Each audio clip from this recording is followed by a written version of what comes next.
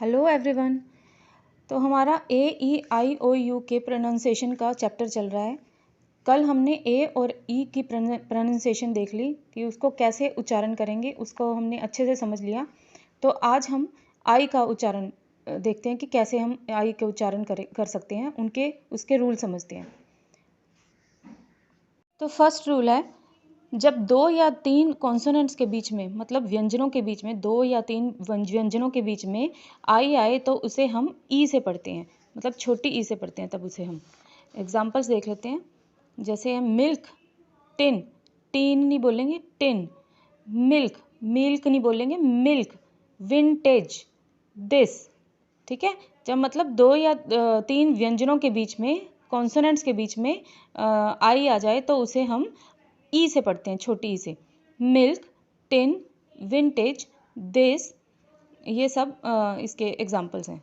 Second rule है, जब आई के बाद एक कॉन्सोनेंट आए, जब आई के बाद एक कॉन्सोनेंट आए किसी भी वर्ड में, जब आई के बाद एक कॉन्सोनेंट आता है और उसके बाद ई आए, कॉन्सोनेंट के बाद ई आए तो उसे आई से पढ़ा जाता है। आई, बड़ा ई से पढ़ा जाता है। जैसे फाइन, लाइम, क्वाइट, प्राइम। ठीक है, जब भी आई के बाद जब एक कॉन्सोनेंट आए और उसके बाद ई आए तो उसे आई से पढ़ा जाता है, बड़ी आई से। तो जैसे फाइन, लाइम, क्वाइट, प्राइम। अब देखो, इसमें आई के बाद एक कॉन्सोनेंट है और फिर ई है। यहाँ पे भी आई के बाद एक कॉन्सोनेंट है और ई है। आई कॉन्सोनेंट ई। ठीक है, तो फिर उसके मतलब ये है कि जब आई के बाद एक कॉन्सोनेंट आए और ई आए तो उसे हम आई से पढ़ेंगे, उस वर्ड को आई से पढ़ेंगे, आई को। ठीक है, तो उसके बाद थर्ड रूल देख लेते हैं। जब आई के साथ ई आए तो उसे बड़ी ई से पढ़ेंगे। जब आई के साथ ई आए तो उसे बड़ी ई से पढ़ेंगे। एग्जाम्पल देख लेते हैं। यील्ड, वाई आई के साथ ई, यील्ड वाई और आई के साथ ई। अचीव, आई के साथ ई। ठीक है, बिलीव, आई के साथ ई। फील्ड, आई के साथ ई। सब में आई के साथ ई लगा हुआ है तो हम उसे बड़ी ई से पढ़ेंगे, थोड़ी लंबी आवाज़ आएगी ई की। Field, yield. ठीक है, ऐसे करके आएगी। उसके बाद है फोर्थ रूल, जब आई के साथ आर ई आए, जब आई के साथ आर ई लगे तो उसे आ से पढ़ेंगे, आय। ठीक है, आय से पढ़ेंगे, आई को आय से पढ़ेंगे, मगर आर जो होगा वो साइलेंट होगा। ठीक है, तो एग्जांपल्स देख लेते हैं। Inspire, inspire, Aspire, retire, wire. ठीक है, आय से पढ़ेंगे, आर साइलेंट होगा। फिफ्थ रूल है, जब आई के बाद आर आए तो उसे अ से पढ़ेंगे। जब आई के बाद आर आए, जब भी कभी आई के बाद आर आए तो उसे अ से पढ़ेंगे, ई से नहीं पढ़ेंगे। जैसे शर्ट, SHI के बाद आर, शर्ट। फर्स्ट, आई के बाद आर, फर्स्ट। Bird, dirt. इन सब में आई के बाद आर आया है तो हम उसे अ से पढ़ेंगे। अगर किसी वर्ड के लास्ट में आई आए, अगर किसी वर्ड के लास्ट में आई आए और ओ एन हो, आई के साथ ओ एन हो तो आई को अ से पढ़ेंगे। ठीक है, अगर किसी वर्ड के लास्ट में आई आए और उसके साथ ओ एन हो तो उसे हम आई को अ से पढ़ेंगे। एग्जाम्पल देख लेते हैं। ट्रेडिशन, आई के बाद ओ एन लगा हुआ है, यहाँ पे देखो आई के बाद ओ एन लगा हुआ है। ऐसी फॉर्मेशन, आई के बाद ओ एन। सेशन, आई के साथ ओ एन। प्रोफेशन, आई के साथ ओ एन। ठीक है, तो मतलब लास्ट में किसी वर्ड के लास्ट में आई के साथ ओ एन आने से उसे आई को हम अ से पढ़ेंगे। ठीक है, अगला रूल है, आई के बाद एन डी या एल डी लग जाए तो उसे आई की आवाज़ आएगी। ठीक है, आई के बाद अगर एन डी या एल डी लग जाए तो आई की आवाज़ आई आएगी, छोटी। ठीक है, जैसे एग्जाम्पल देख लेते हैं। Blind, blind, mind, child, wild. सब में आई की आवाज़ आ रही है। ठीक है, बड़ी ई की आवाज़ नहीं आ रही, छोटी। Blind, mind, child, wild. Next rule है, आई के बाद जब GHT लग जाए, आई के बाद अगर GHT आए तो भी आई से ही पढ़ेंगे, मगर जो GH होगा वो साइलेंट हो जाएगा। ठीक है, आई के बाद अगर GHT आए तो भी आई से ही पढ़ेंगे, मगर जो GH होगा वो साइलेंट हो जाएगा। एग्जाम्पल्स देख लेते हैं, जैसे नाइट, NIGHT, GH जो होगा वो साइलेंट होगा। GH को हम इंग्लिश में ग से पढ़ते हैं, वैसे घ से, GH को हम इंग्लिश में घ से पढ़ते हैं। ठीक है, घ घर वाला घ, अगर घर लिखना हो तो हम लिखेंगे घर।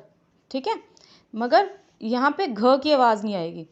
यहाँ पे जब हम GH के आई के बाद GH के साथ T लग जाएगा तो घ की आवाज़ नहीं आएगी, NIT, नाइट की आवाज़ आएगी। ऐसे लिखेंगे GH, मगर आवाज़ नाइट ही आएगी, NIT। ठीक है, लिखने में GH लगेगा, मगर बोलने में नहीं लगेगा। ऐसे KNIGHT, यहाँ पे भी GH की लिखा जाएगा, मगर आवाज़ नहीं आएगी। ठीक है, ऐसे SIGHT, साइट।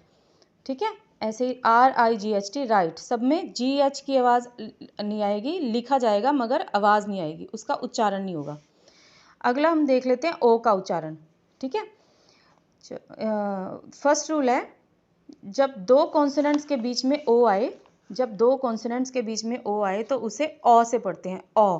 ठीक है, तो देखो एग्जांपल्स देखते हैं, अलॉट, अलॉट, अलॉट नहीं, अलॉट।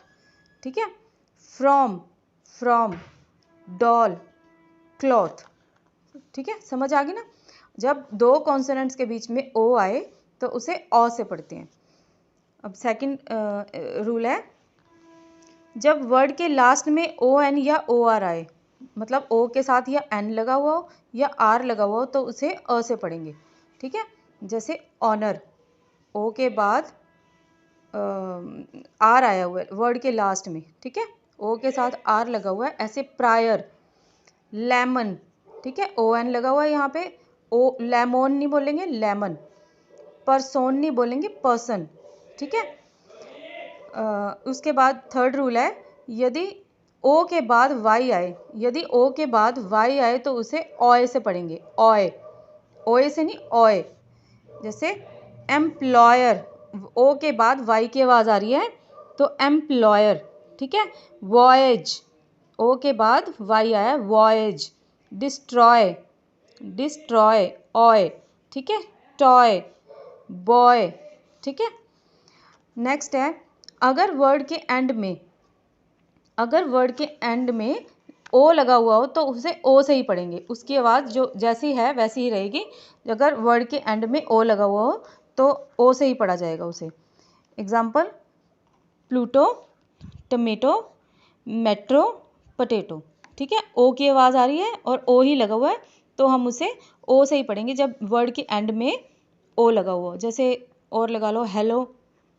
ठीक है, नेक्स्ट रूल है, ओ के साथ अगर आई लगा हुआ हो, ओ के साथ आई आने पर उसे आई से पढ़ा जाएगा। ठीक है, आई, ओ के ओए, ओई से पढ़ा जाएगा, आई नहीं, ओई से पढ़ा जाएगा। ओ के साथ आई आने पर उसे ओई से पढ़ा जाएगा। जैसे एग्जांपल है, नॉइज़, NOISCE, नॉइज़। ये देखो, नॉइज़, OI, ओई। ठीक है, नॉइज़। Appointment, OI, appointment. ठीक है, यहाँ पे है joint, JOINT, joint. Spoil, SPOIL, spoil, OI, oil. ठीक है, ऐसे यहाँ पे ऑयल, ऑयल लगा लो, ऑयल। नेक्स्ट रूल है, ओ के बाद W आने पर उसे आउ से पढ़ेंगे। ओ के बाद जब W आ जाएगा तो उसे आउ से पढ़ेंगे।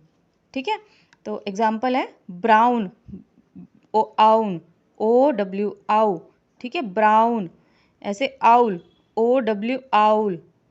ठीक है, क्राउड, CROW, OW को आउड, क्राउड, COW, काउ। ठीक है, फिर उसके बाद है नेक्स्ट, ओ के साथ यू आने पर, ओ के साथ अगर यू आ जाएगा तो उसे आउ से ही पढ़ेंगे।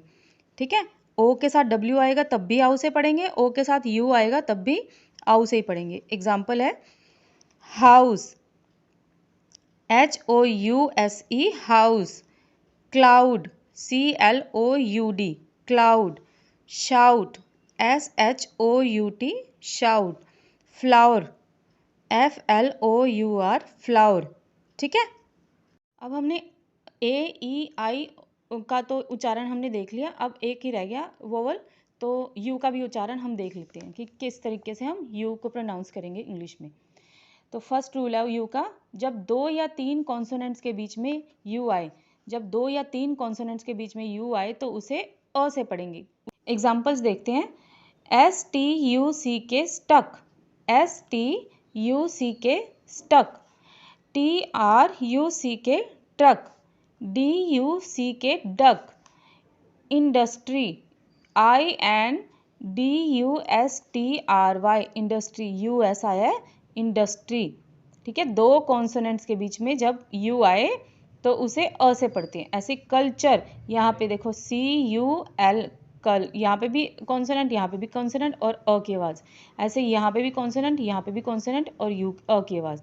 कल्चर दोनों में अ की आवाज़। ठीक है, फिर उसके बाद अगला रूल है, जब वर्ड के शुरू में यू आए, जब वर्ड के स्टार्टिंग में यू आ जाए तो, और उसके बाद कॉन्सोनेंट हो, यू के बाद कॉन्सोनेंट हो और उसके बाद एक आई लगा हुआ हो, ठीक है, तो उसे हम यू से पढ़ेंगे। जब वर्ड के शुरू में यू आए और उसके बाद कॉन्सोनेंट हो, एक कॉन्सोनेंट हो और उसके बाद आई आ जाए तो उसे हम यू से ही पढ़ेंगे। एग्जाम्पल देख लेते हैं। Union, UNION union. ठीक है, UNION यूनियन। ठीक है, अब ये देखो यू के बाद एक कॉन्सोनेंट है और आई लगा हुआ है। फिर यू के बाद जब एक कॉन्सोनेंट आए और फिर आई आए तो उसको हम यू से पढ़ेंगे, यू को हम यू से ही पढ़ेंगे। Union, university, unite, uniform. ठीक है, यू के बाद एक कॉन्सोनेंट और आई आया हुआ है और यहाँ पे भी यू के बाद एक कॉन्सोनेंट आई आया हुआ है, यहाँ पे भी यू के बाद एक कॉन्सोनेंट और आई आया हुआ है, तो हम उसे यू से ही पढ़ेंगे। नेक्स्ट रूल है, जब यू के बाद RE लगा हुआ हो, यू के बाद RE हो और उसे हम यो से पढ़ेंगे। यू के बाद RE लगा होने से उसे यो से पढ़ेंगे, मगर आर जो होगा वो साइलेंट हो जाएगा। ठीक है, तो जैसे एग्जाम्पल देख लेते हैं। Sure, secure, mature, lure. ठीक, ल्योर। ठीक है, श्योर देखो SURE श्योर, यू के बाद RE, तो उसे श्योर नहीं पढ़ेंगे, श्योर नहीं पढ़ेंगे, उसे पढ़ेंगे श्यो, श्यो। आर जो होगा वो साइलेंट हो जाएगा। ऐसे सिक्योर, सिक्योर। ठीक है, सिक्योर को पढ़ेंगे सिक्योर, मैच्योर, ल्योर। नेक्स्ट है, नेक्स्ट रूल है, किसी वर्ड के शुरू में अगर यू आए, किसी वर्ड के शुरू में, जैसे यहाँ पे भी यहाँ पे शुरू में यू था ना, ऐसे यहाँ पे भी अगर शुरू में यू आए और उसके बाद कॉन्सोनेंट आए तो उसको हम अ से पढ़ेंगे।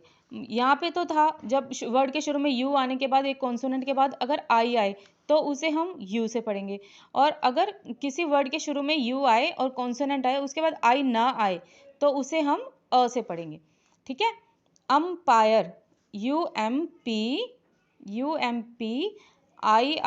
अम्पायर। Ultimate, ultra, ulcer. ठीक है, UMP, एम के बाद कॉन्सोनेंट है। ठीक है, अम्पायर, यू के बाद कॉन्सोनेंट है, सॉरी, यू के बाद कॉन्सोनेंट है, उसके बाद आई नहीं है, अम्पायर। ठीक है, और अल्टीमेट, यू के बाद कॉन्सोनेंट है, यहाँ पे भी एक और कॉन्सोनेंट है, उसके बाद आई है, मगर हम अगर यहाँ पे इसके बाद आई होता तो उसे हम यू से पढ़ते। ठीक है, अगर यहाँ पे भी एक कॉन्सोनेंट के बाद अगर आई होता यहाँ पे तो हम उसे यू से पढ़ते, यू को, मगर अब यहाँ पे कॉन्सोनेंट नहीं है, 2 कॉन्सोनेंट लगे हुए हैं तो इसे हम अ से पढ़ेंगे। ठीक है, जैसे अम्पायर, अल्टीमेट, अल्ट्रा, अल्सर। ठीक है, यहाँ पे भी देखो ULCRE, एल के बाद आई नहीं है तो हम इसको अ से पढ़ेंगे। ठीक है, अब नेक्स्ट देख लेते हैं, किसी वर्ड के अंत में यू के बाद ई लगने से उसे ऊ से पढ़ेंगे। ठीक है। अगर किसी वर्ड के एंड में यू आता है तो उसके बाद और उसके बाद ई आ जाता है, अगर किसी वर्ड के एंड में यू आता है और उसके बाद ई आ जाता है तो उसे हम बड़े ऊ से पढ़ेंगे। जैसे एग्जाम्पल देखते हैं, टिश्यू, आर्ग्यू, रेस्क्यू, इशू। ठीक है, यू के बाद ई लगा हुआ है एंड में, वर्ड के एंड में यू के बाद ई लगा हुआ है तो उसे हम ऊ से पढ़ेंगे, बड़े ऊ से। Tissue, argue, rescue, issue. ठीक है। अगर यू के बाद आर आए तो उसे हम अ से पढ़ते हैं, लेकिन आर जो है वो साइलेंट हो जाता है। ठीक है। अगर यू के बाद आर आए तो उसे हम अ से ही पढ़ते हैं, लेकिन जो आर होता है वो साइलेंट हो जाता है। एग्जाम्पल देखते हैं, चर्च, CHURCH, चर्च। चर्च लिखते हिंदी में चर्च है मगर बोलेंगे चर्च। पर्स हिंदी में लिखते हैं हम, हिंदी में ऊपर र आ जाता है मगर इंग्लिश में हम बोलेंगे पर्स। सरप्राइज, यू के बाद आर आया हुआ है, सरप्राइज। ठीक है। ऐसे टर्टल, यू के बाद आर साइलेंट हो जाएगा। टर्टल नहीं बोलते, टर्टल। ठीक है। उम्मीद है आपको ये जो भी मैंने आपको लेसन सिखाए हैं, जो भी आपको ये उच्चारण सिखाया इन 5 वोवेल्स का, आपको समझ में आ गया होगा अच्छे से और आप इसकी प्रैक्टिस करेंगे। इसका एक सजेशन मैं आपको ये देती हूँ कि जो भी आपको मैंने समझाया, ये जो जितने भी आपको रूल समझाए हैं वो किसी नोटबुक में साफ साफ लिख लो और हर रोज़ उसे दोहराओ ताकि ये आपके मन में अच्छी तरह से बैठ जाएं। तो आज के लिए इतना ही, मिलते हैं अगली वीडियो में। Bye bye.